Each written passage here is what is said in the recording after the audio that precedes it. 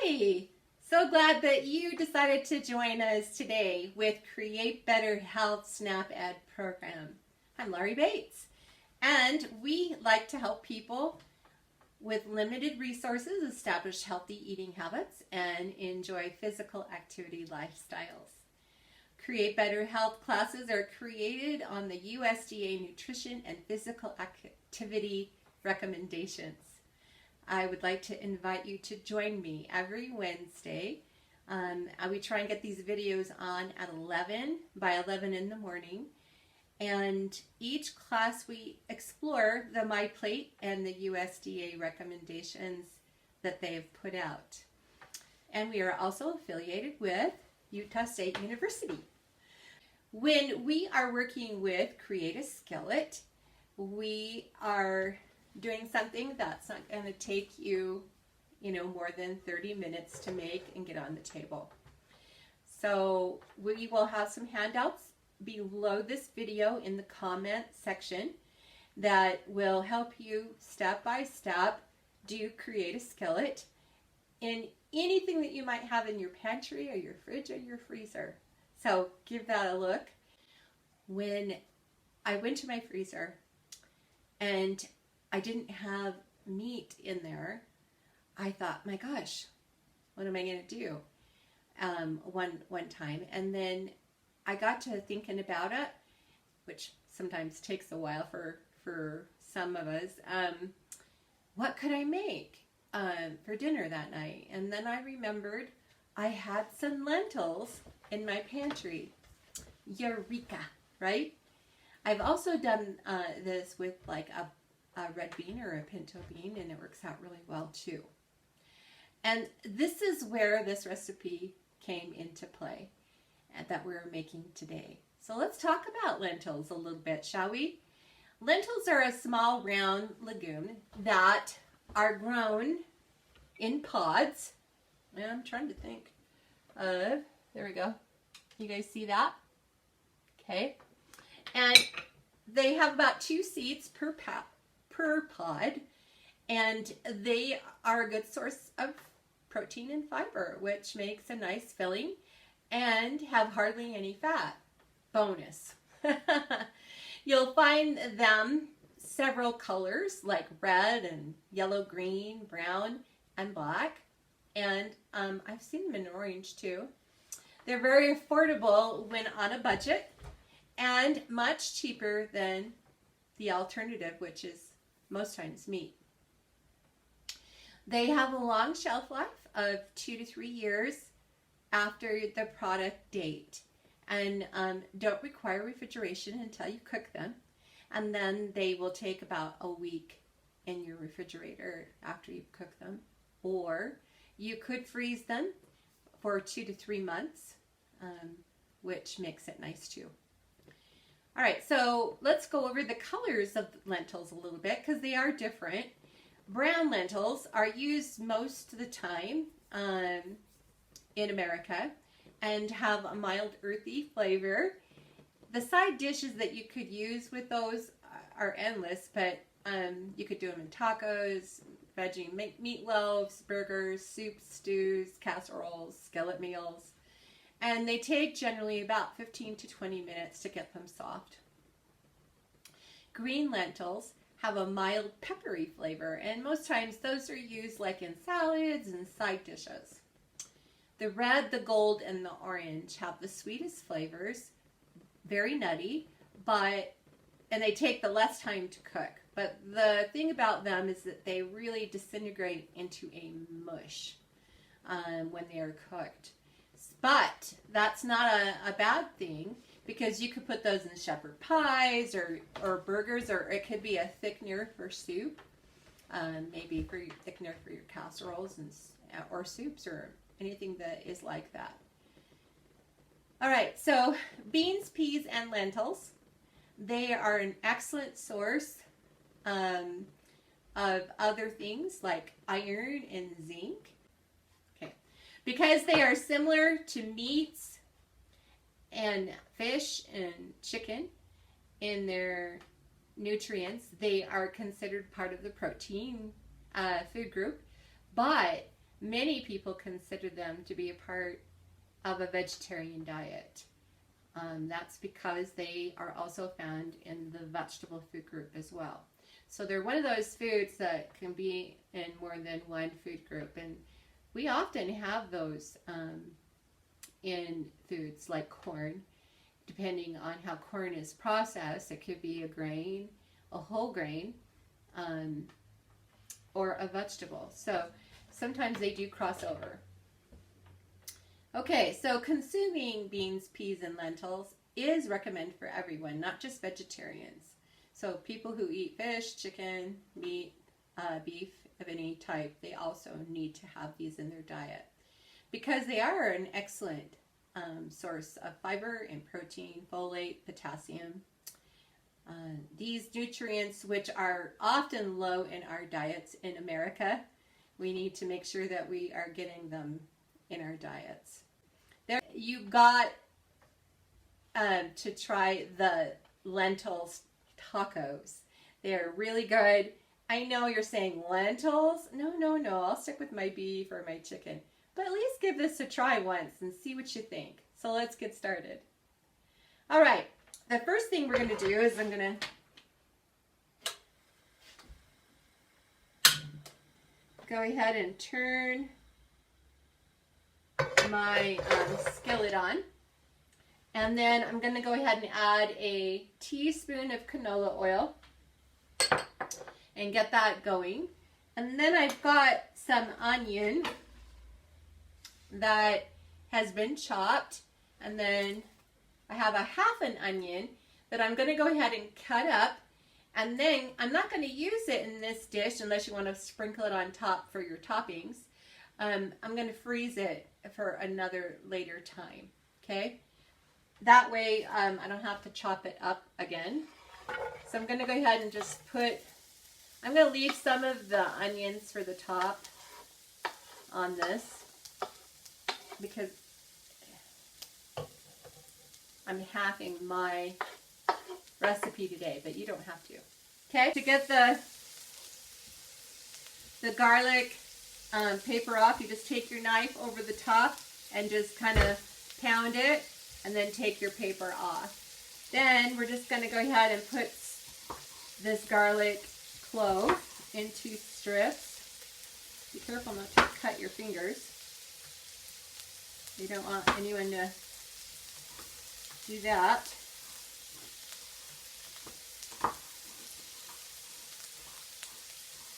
And then push your garlic through to the knife. And then just kind of rock that back and forth to the amount that you want. I like mine kind of small. If you like yours not small or you want them a little larger, feel free to get that done. Okay? Alright, so you can see some bigger spots in here. Alright, so we're just going to go ahead and put that garlic in there. And you put our dry lentils in there. I wanted to tell you though, I did this ahead of time, and 1 cup of dried brown lentils will go in here, but I'm just going to put 1/4 of a cup to 1/2 a cup in here because it's already been cooked ahead. And then we'll have the right amount in there. Okay, so I'm going to do 1/2 cup, and I have some extra here for later. I could put it in the fridge or whatever. And this is going to be for 6 people, okay? But the one that I'm going to post will be for 12 tacos, okay? Okay, there's that. So let's go ahead and put that in there. And kind of move that around and get it mixed up like you would normally any meat, okay? And then if you've got the dried lentils, you're going to make this, rinse your lentils beforehand so they're nice and rinsed. and clean before you put them in your pan. Okay, and now we're going to go ahead and add our seasonings. A half a tablespoon of chili powder. So get that going. If you don't like a lot of heat, then you can manage this however you would like. Okay. All right, and then we're going to do some oregano and some cumin, a teaspoon of each.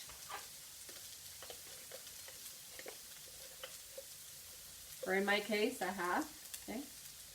Oregano is really used a lot in Mexican food, so don't think it's kind of odd because it's widely used. And if you don't like the cumin, go ahead and leave it out, but it is normally used in Mexican food as well. Okay, and then we're just going to mix that right in there with this. Oh gosh, it smells good. Yum.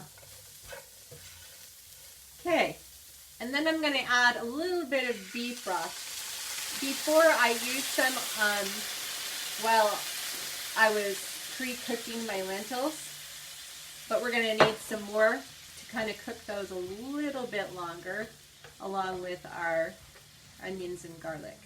Okay, you can also use chicken or vegetable broth as well. I chose to use beef because in my family we would use normally beef, ground meat, but now we're using more turkey, chicken, that type of thing. Okay, and then we're going to cook that, and then in the end we're going to put some salsa in there, and you can make your own, or you can buy it already made for you at the store. It just depends how much time you have and what you would like to do. Okay, and while that's cooking for about 10-15 minutes, if you want to make your own corn tortillas, how easy it is. Okay, I've had the dough in the refrigerator for 30 minutes, but you can have it in there for up to 4 hours, or even up until dinner time. That would work too. Bake.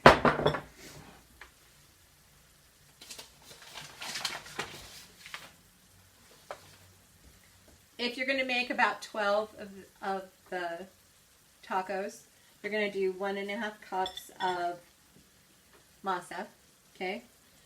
And you'll find that in the flour section of your grocery store. And then we're going to put a tablespoon of oil. You can use canola oil, olive oil, vegetable oil, safflower, any kind of oil that you might have. Okay? Just a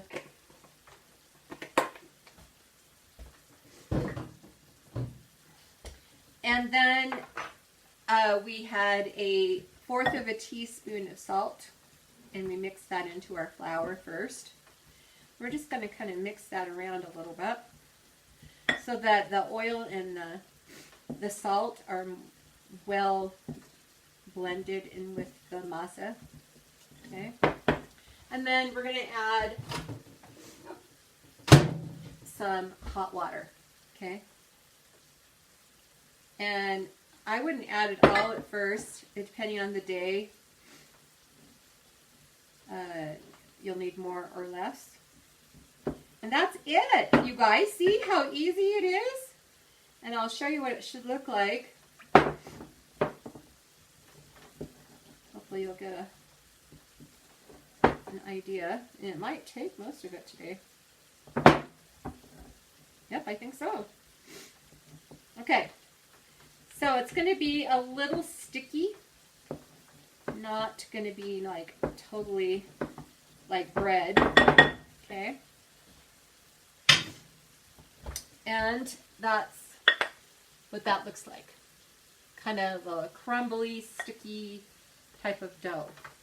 Okay, and then we're just going to put a little bit of this on the table. Put this on top of it.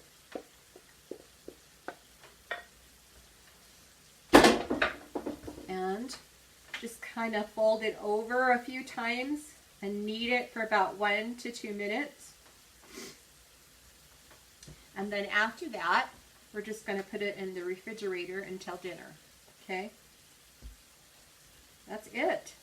So just knead it, and it'll get softer and easier to work with as you do your kneading. Okay?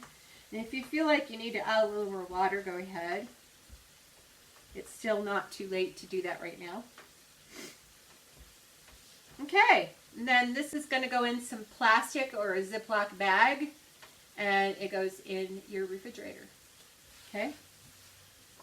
The cold one that's been in the refrigerator. And let's not forget our beans over here. Okay? Gosh, this is looking really yummy. Okay, I'm going to go ahead and break off some pieces, how many tortillas you want to make, and just get those broken up. Doesn't have to be perfect because you're going to end up working with it. Okay.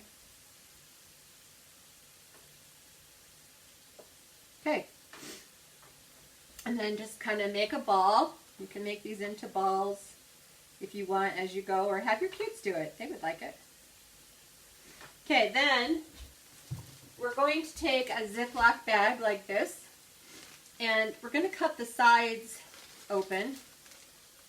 Just that side, and then go down that side.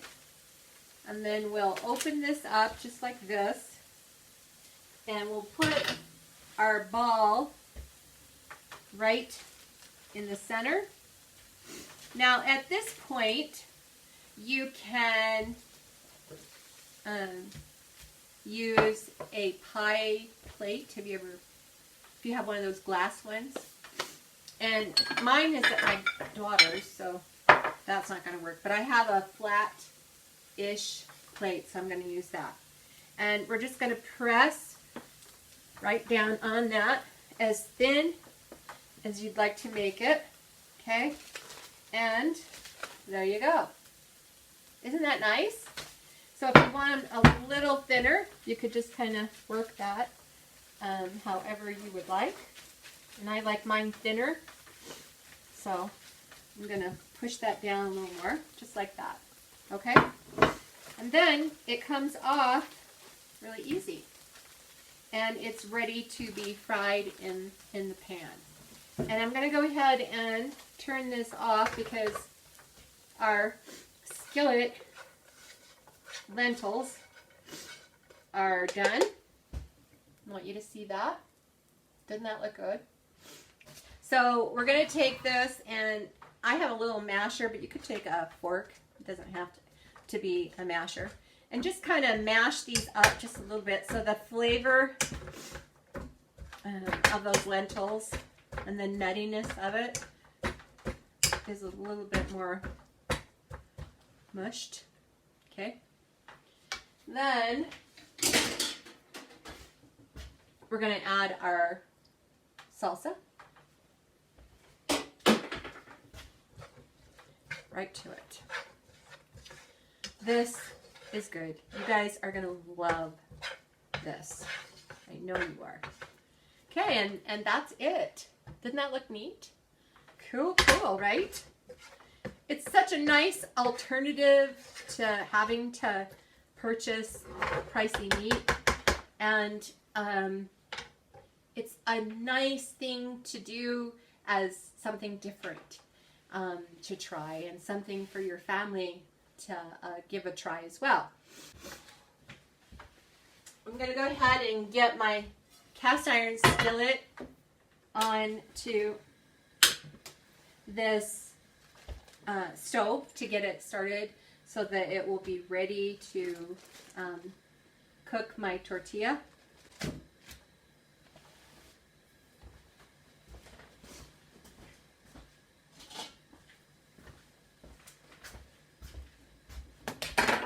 You know, sometimes you forget things and you have to think, oh my gosh.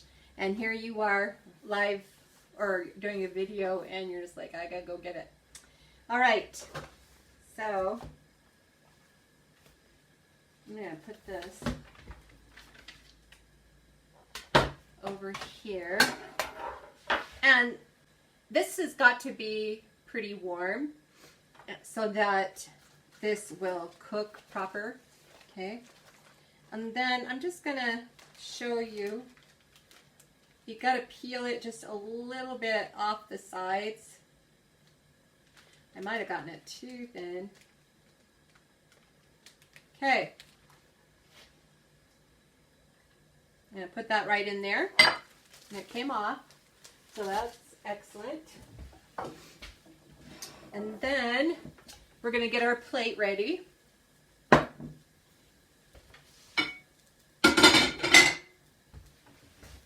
And while this is cooking, I'm going to go ahead and get some of my lettuce done. Okay.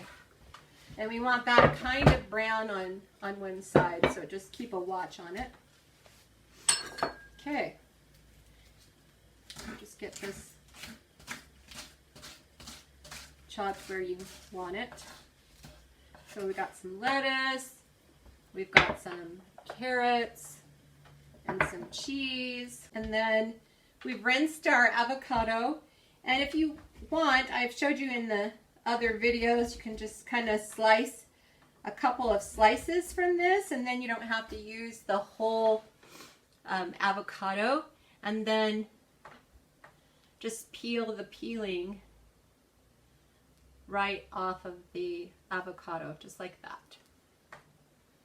And then you just have to take your knife and get the avocado out of that section. So let's put it in a container. And hopefully it lifts right out. Just like that. Okay. And then you're going to want to put some type of acid on it. You could do lemon or lime. Make sure you rinse that. And just kind of squeeze a little bit of that over both. You could even squeeze it over the top of this so that it doesn't brown. I'm going to put this in some water upside down in my fridge so I can use it again. Okay. So I've got avocado and I've got lettuce, and we could use some of our onions that I said that I was going to do for our topping. And we could also put a little more salsa on the top instead of buying extra Roma tomatoes. And that's still not quite there. My oven wasn't quite where it needed to be.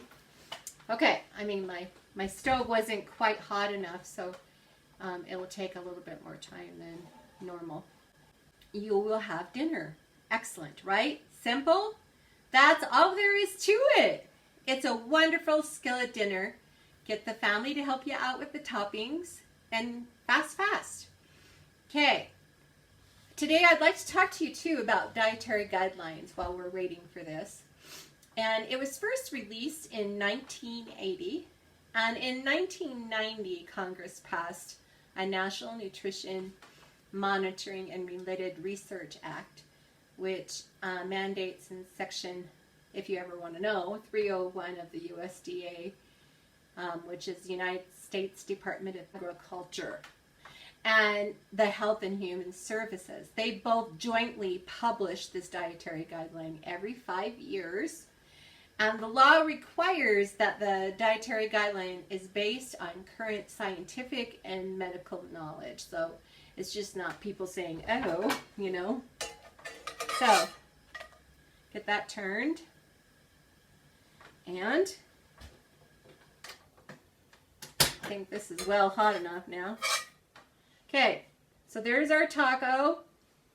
And in order to keep those warm, you could keep them in a towel like this, and they'll keep warm until dinner. Okay. All right, so back to our lentil filling. We're going to put some of that in there. Okay. And then we'll put our toppings, some carrots, some cheese, some lettuce. Doesn't this look beautiful? And then our avocado. There we go.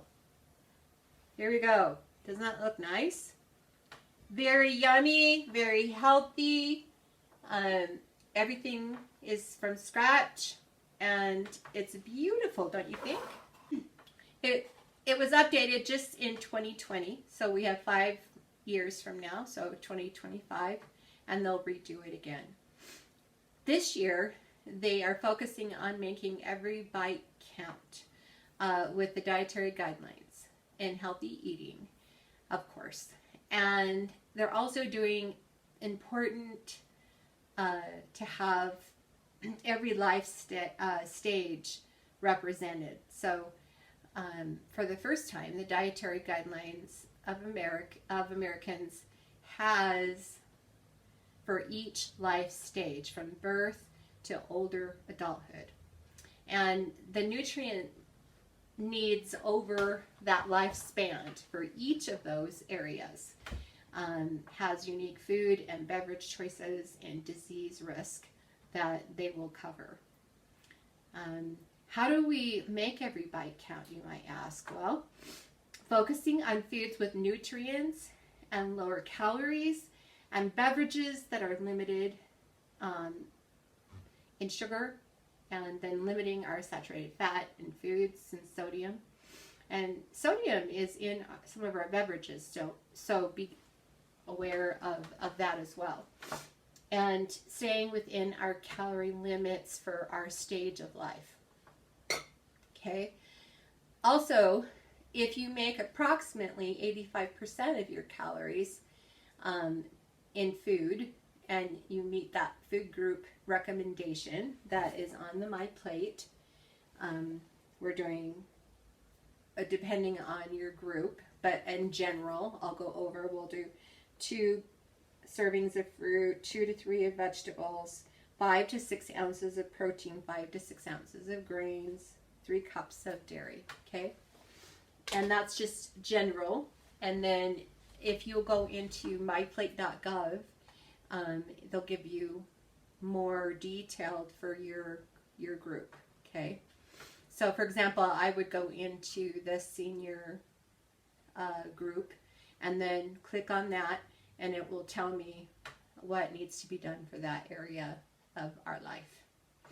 Okay, so 85% of your calories are needed per day to meet recommendations. And then 15% of those calories remain available for other uses, such as for added sugar or added saturated fat, things like that. So to make every bite count, take a look at your current eating routine. What is it you're eating, okay? So you could just write it down, just jot it down in your phone or on a piece of paper. And then pick 1 or 2 ways that you can switch to choices today that are rich, more rich in nutrition than what you normally would choose. A healthy eating routine can help boost your health now and in the years to come. And that's what we're aiming for. Think about how your food choices come together over the course of your day or your week to help you create a healthy eating routine. It's important to eat a variety of fruits, vegetables, grains, protein, and dairy, and fortified soy alternatives if you can't do dairy. Choose options for meals and beverages. Add snacks to have limited sugar, saturated fat, and sodium in them, so that you're not piling those up on your snacks. Pay attention to portion size. Use smaller plates and cups so that you're staying within the limits that you need. The bottom line is lifelong good health makes every bite count. In the description above this video, you'll find a link to the new My Plate app. They have an app, and it's awesome. It's easy to use, simple, and it helps you to meet healthy eating goals one at a time. Using the Start Simple My Plate app to pick simple daily food goals. See real-time progress and earn fun badges along the way. It just kind of makes it fun. This easy-to-use app can help you make positive changes, help you eat healthier, and achieve a healthier lifestyle overall. So to get started, just go to Start Simple with My Plate app, and it's in that link above. Another thing that's important really quick is that you need to also exercise and be physically active to stay healthy. But did you know it can make you feel better today? It can boost your mood, it sharpens your focus, it reduces your stress, it helps you improve your sleep, which we all sometimes could use. So let's just really quick go over some different types of exercise. Moderate intense aerobics. This activity gets your heart beating faster, and it counts no matter what you're doing, okay? And you need to do at least 150 minutes a week. Muscle strengthening activities, you need to do that twice a week. And that is anything that you don't normally do that will work your muscles harder, okay? So 2 days a week that needs to be done. Or get the same benefits in half the time, okay? So what you do is you step it up a little bit, and you have a more intense aerobic activity for 75 minutes a week. So what is vigorous, moderate, or vigorous activity? Well, do the talk test. If you're breathing hard but can still have a conversation, it's moderate, intense activity. If you can only say a few words before you have to take that big breath, it's vigorous, intense activity. So, whatever you need to do to get moving, that is what counts.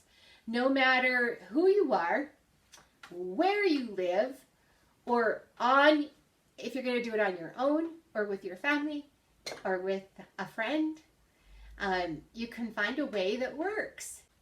Take the first step. Get a little more active each day. Try something new. See what your family thinks and have them help you do it. And try making the corn tortillas from scratch. I think that you'll find it's pretty easy and tasty. All right, well, here's to being more active, trying new things, trying the new app, the My Plate app.